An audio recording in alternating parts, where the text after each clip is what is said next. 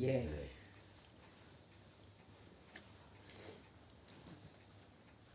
કોઈ પણ વ્યક્તિનું પહેલાં એનું લક્ષ્ય નક્કી હોય ને એ પ્રમાણે જ હાલે.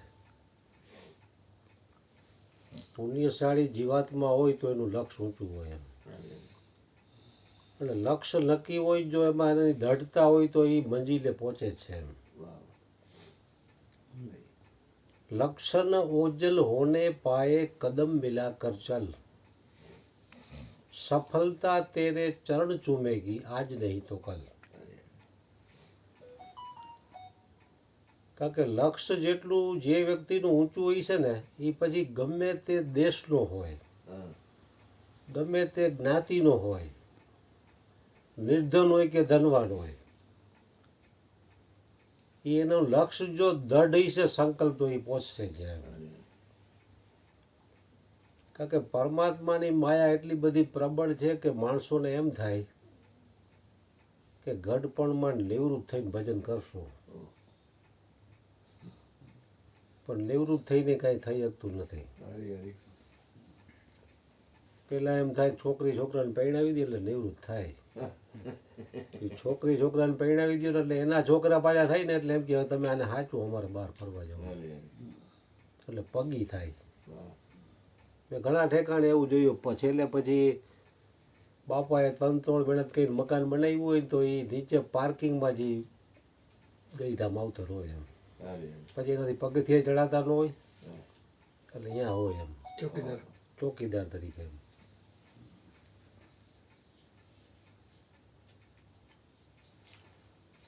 એટલે કોઈ પણ વ્યક્તિ કાંઈ પણ વિશેષ પરિસ્થિતિ હોય ત્યારે જો ભજન કરું તો ક્યારેય નહીં થઈ શકે. કોઈ પણ જ્ઞાતિમાં કે કોઈ પણ દેશમાં કે નિર્ધન હોય ધનવાન હોય, એ જે વ્યક્તિ છે જ્યાં છે ત્યાંથી જો આગળ વધતો નથી તો એ ક્યાંયથી આગળ નહીં વધી શકે.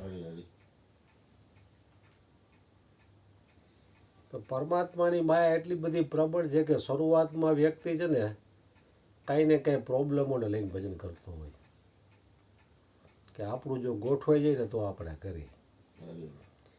નિર્ધન વ્યક્તિને એમ થાય કે આપણે ધનવાન બનશું ને પછી ભજન કરશું, અટાણે થોડાક પૈસા ભેગા કરી લઈ, સમય છે તો એમ, તક છે તો ઝડપી લે એમ.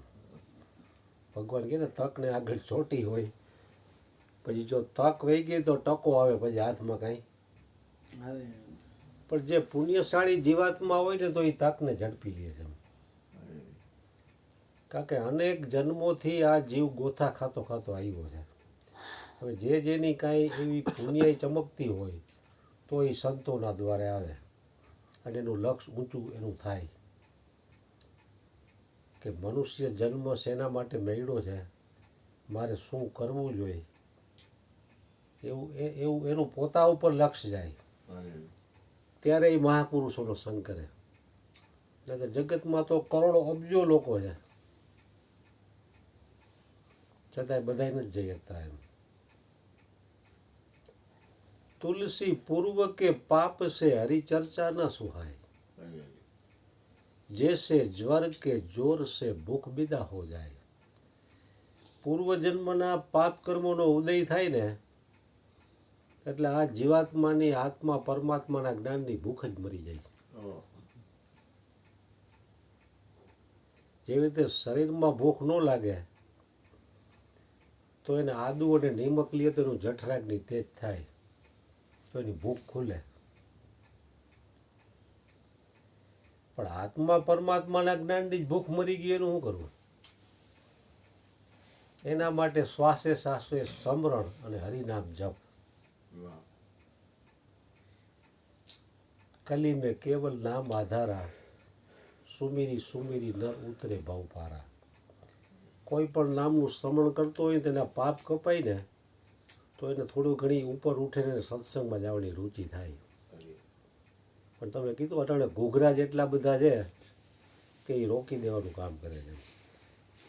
જેમ અગાઉના સમયમાં વિશ્વામિત્રનું તપ મેનકાએ ભંગ કરાવ્યું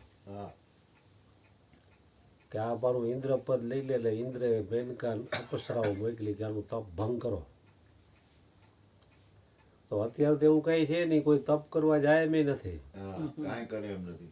અને જાય તોય કોઈ પરિક્રમામાં જાય તો કોઈ તપ તો કરે એમ નથી. કોઈ મેનકા તપ ભંગ કરાવવા આવે આમ જો ને તમે જ્યાં જો એ મેનકા ઊભી જ હોય. ઊભી એટલે એને તપ કરવાનું રહેતું જ નથી, પેલા જ મેનકા આવી જાય. આવ કર્યા.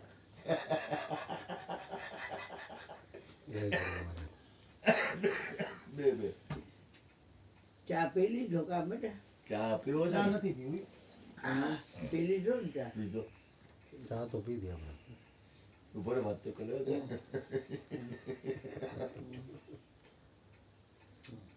ખરો પડે. ત્યારે તો જંગલમાં તપ કરવા જાય ત્યારે મેનકા તપ ભંગ કરવા મેનકા આવતી. આવતી. પણ અત્યારે ઘરે ઘરે આવી ગઈ. હવે કઈ ઘટે જ નહીં. તપ કરવાનું રહ્યું જ નહીં, પેલા મેનકા આવી જાય તપ ટીવી મોબાઈલ તમે જુઓ એટલે કેટલો સમય માણસનો ખાઈ જાય રોજનો. હે? ટીવી અને મોબાઈલ અને છાપા અને બીજા લોકોના સંગમાં વ્યર્થ વાતોમાં કેટલો સમય વયો જાય વાત રોજનો. જવા દે. આટલો કિંમતી સમય જે બધાને ખબર છે કે વ્યર્થ વયો જાય છે. પણ જે ભજન કરીને જે મહાપુરુષો ઉપર ઉઠ્યા એને સમયની કિંમત થઈ. કબીરજીને સમયની કિંમત થઈ તો એને કીધું કે કહેતા હું કહ જાત હું કહી બજાવું ઢોલ એક શ્વાસ ચલ જાત હૈ તીન ભવન કે મૂલ. કારણ કે શ્વાસને ખર્ચીને માણસ ધન મેળવી લે, સંપત્તિ મેળવી લે, સત્તા એકઠી કરી લે, પણ જે કાંઈ મેળવું છે ને એ બધુંય દઈને છેલ્લે એક શ્વાસ ન મળે. ગોધન મહેરા તેરી હીરા જૈસી સાસા તમે ગાતા. તેરી હીરા જૈસી શ્વાસા બાતો બે બીત જાય, બાતો બે બીત જાય. હીરા જેવી શ્વાસા વાતોમાં વહી જાય છે. એટલે શ્વાસ ખર્ચીને માણસ ધારે તે પ્રાપ્ત કરી શકે. જો એનું લક્ષ્ય ઊંચું હોય તો એ પરમાત્માની પણ પ્રાપ્તિ કરી લે. જે મહાપુરુષો થઈ ગયા એને આપણી જેમ પંચભૂતનું શરીર હતું અને એ ખાતા પીતા હતા અને એ ગ્રહસ્થી હતા ને એને સંતાનો હતા. પણ એને શું છે કે આમાં વ્યર્થબાજીમાં સમય ગુમાવ્યો નહીં. એમ સાર્થકતા તરફ એને સમય વાપરો એમ.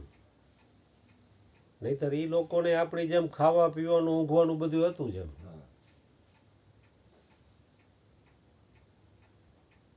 પણ આપણે શું છે કે સંસારમાં ને વ્યવહારમાં ડેવલપિંગ બહુ કર્યું, એમાં મોટા ભાગનો સમય એમાં ખર્ચાઈ જાય છે.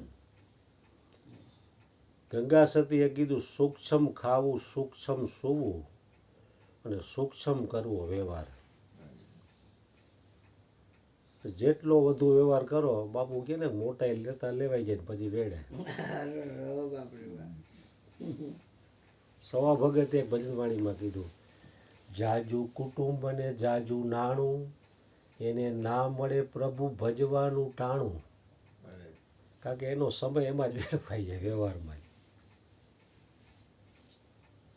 એટલે કાંઈક પુણ્યાય કરીને જીવ આવ્યો હોય ને પૂર્વની તો જ આ માર્ગે હાલી શકે એમ.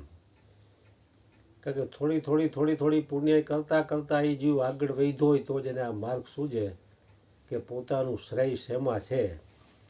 કારણ કે શ્રેય તરફ તો દૈણા ગાંઠા માણસો જ છે એમ. પ્રેય તરફ કરોડોની પલટન છે. પ્રેય એટલે મનને જે ગમે એ પ્રમાણે કરવું. શ્રેય એટલે પોતાનું શ્રેય શેમાં છે. કારણ કે કઠિના એમાં જ પડે છે પોતાને કલ્યાણમાં જ. પોતા ઉપર લખ. કારણ કે બીજે બહાર એટલી બધી દ્રષ્ટિ જમાવટ કરી ગઈ છે કે પોતા ઉપર લક્ષ રહેતું નથી. પોતા ઉપર લક્ષ રાખવું જોઈએ એવી યાદી પણ સત્સંગથી જ થાય છે. સત્સંગનો અભ્યાસ મૂકી દે એટલે પોતાની યાદીની પણ વિસ્મૃતિ થઈ જાય દરેક વ્યક્તિને. કારણ કે માયા એટલી બધી પ્રબળ છે કે હારાને આટીમાં લઈ લે એમ. એટલે ગુરુની કૃપા હોય ને જો એની યાદી હોય ને સમરણ હોય, ભલે 24 કલાક નહીં તો ઘડી બે ઘડી જો પોતાની સ્મૃતિ જો પોતાને રહેતી હોય તો એ વ્યક્તિ ધીરે ધીરે આ રસ્તે ડગલા માંડી શકે. નહીંતર તો આમાં શું છે, નીચે કાદવની જેમ નીચે ખેંચી જવાવાળાનો સમૂહ મોટો છે. ઘણી વખત કોઈકને સત્સંગનું કહી તો એ તો ન હોય, પણ આપણું એવું લાગે ટાર નાખે કે હાલને વાં જઈ આવીએ. આપણને ઓલું કરે. એ તો ન આવી શકે, પણ આપણું કેસર કરાવી નાખે એમ. એટલે હવે નિયમ જ કર્યો, કોઈને કેવું જ નહીં, આપણને ટાઈમ મળે તે આપણે વી જવું. જૈનમાં ત્યાં એકલા જ આવ્યા હતા, મળશું ત્યાં એકલા જ જાઓ. પણ અહીંયા આ બધાનો સંગ એટલો બધો છે ને. સ્વામી રામસુખદાસે પણ કીધું છે, સંયોગજન્ય સુખમાં હંમેશા પરાધીનતાનો સ્વીકાર કરવો પડશે. કોઈ પણનું સંયોગજન્ય સુખ લીધું ને એટલે એમાં પરાધીનતા આવશે.